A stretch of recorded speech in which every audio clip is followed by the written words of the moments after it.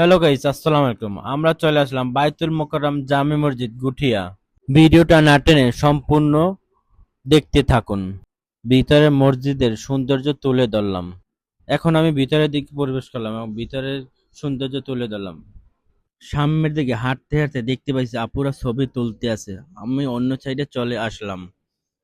হাঁটতে হাঁটতে অন্যদিকে দেখি এক আপু ভাইয়া কালো বোরকা কালো পাঞ্জাবি ছবি তুলতেছে।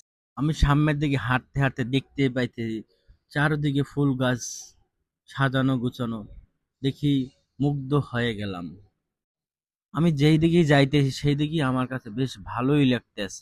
মসজিদের সামনে ঘুরতে আসতে না আসতে দুই পাশে দুইটা মসজিদের ঝর্ণা সিস্টেম এখন মূলত বন্ধ। ঈদে কোরবানি সবসময় এটা চালু থাকে, মূলত এখন বন্ধ, তাই দেখিয়ে নিলাম আপনাদের। এখন সামনের দিক দেখাইতেছি আপনাদের। মসজিদের ভিতরের সাইডে দেখে আমি অবাক হয়ে গেলাম। আল্লাহ তাআলার এক অশেষ বাণী, এক সৌন্দর্য গুঠিয়া মসজিদ। মসজিদের দিক তাকালে মনে হয় আমি অন্য এক প্রাসাদে চলে এসেছি। মসজিদের সামনে দরজাগুলো দেখতে বেশ সুন্দর লাগছিল। মসজিদের মিনারগুলো দেখতে দূর থেকে চমকে ওঠার মতন। এই জায়গাটা সবাই আয়সা বসে এবং সবাই রেস্ট নেয়। জায়গাটা খোলামেলা, রৌদ্র ভিতরে না দাঁড়িয়ে ছাত্রছাত্রীরা এখানে বসে থাকে। এটা হলো মহিলাদের নামাজের স্থান। সৌন্দর্যের এক নীলাভূমি গুঠিয়া মসজিদ। অন্য ৪-১০টা মসজিদের চাইতে গুঠিয়া মসজিদটি সুন্দর অনেক।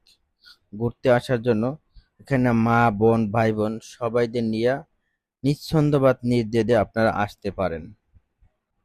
চারপাশে সুন্দর ফুল দিয়ে ঘেরানো, গাছগালিতে ভরা একটা মনোমুগ্ধকর পরিবেশ। মিনারটা দেখে আমি অবাক হয়ে তাকিয়ে রইলাম। আল্লাহ তাআলার কুদরতের বাণী, কতই না সুন্দর। চারদিকে ফুল গাছ দিয়ে জড়ানো। সবকিছু মিলিয়ে আমার কাছে গুঠিয়া মসজিদই বেস্ট। জায়গাটা হলো চাঙ্গুরিয়া গুঠিয়া, উজিপুর, বরিশাল জেলার ভিতরে। এখানে আপনারা আসতে পারবেন বরিশাল কাশীপুর থেকে, আর না হয় জালকাঠি থেকে নবগ্রাম হয়ে ভানুইপাড়া রোড ধরে চলে আসতে পারবেন। হাঁটতে হাঁটতেই সামনে কিছু রাজাহাঁস চোখে পড়ল। রাজাহাঁসগুলো দেখে বেশ আমি অবাক হয়ে গেলাম। অবাক হয়ে তাকিয়ে রাজাহাঁসগুলো দেখতে রাখলাম এবং সৌন্দর্য পুকুরের পাশে একটা অন্যরকম দেখতে ছিল। হাঁসগুলো সাদা ধপধপ করছিল। আমি দেখি আর মন রাখতে পারলাম না, তাই রাজাহাঁস দেখে লড়ানি দিলাম। সামনে আসতে না আসতেই সুন্দর দুই পাশে গাছগুলো দেখতে মন জুড়িয়ে গেল। চারদিকে হাঁটতে হাঁটতে পিছনের সাইডটা দেখতে থাকুন এখন আপনারা। এটা হলো মসজিদের পিছনের সাইড। আমি হাঁটতে তো অবাক হয়ে গেলাম। ফুলগুলো দেখে হলুদে শ্যামলে ঘেরা। আমি একটু ঢং আমি ভঙ্গি একটু দিতে শুরু করলাম। ভাবতে নিলাম আর সামনের দিকে হাঁটতে অগ্রসর হলাম। ঝাউগুলো দেখে মন প্রাণ জুড়িয়ে গেল। আহ, কি দৃশ্যময় প্রাকৃতিক। মসজিদের পাশে গাছগুলো।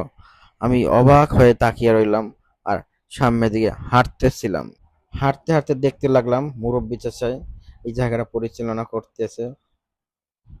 তো আমি হাঁটতে হাঁটতে সবগুলোর দিক তাকিয়ে রইলাম। মনোমুগ্ধকর পরিবেশের ভিতরে এত সুন্দর একটা মসজিদ, তা বলার বাহিরে। এখন বর্তমানে মানুষজন কম, তাই মানুষজন দেখা যাইতেছে না। এখানে ঈদের সিজন বা কোরবানিতে বা বিকেল বেলার টাইমে এখানে মানুষ পর্যটক দূর থেকে ঘুরতে আসে। এই যে মসজিদটা, এমন কোনো জেলা বিভাগ বরিশাল ঢাকার ভিতরে খুব কম মানুষই আছে না চেনে। সবাই কম বেশি গুঠিয়া মসজিদের নাম শুনছে। এখানে আমি আরো কয়েকবার আসছি। আমি এখানে যতবারই আসি ততবারই আমার কাছে বেশ ভালো লাগে। মসজিদের পাশে প্রাকৃতিক ঘাসগুলো দেখে অবাক হয়ে তাকিয়ে রইলাম।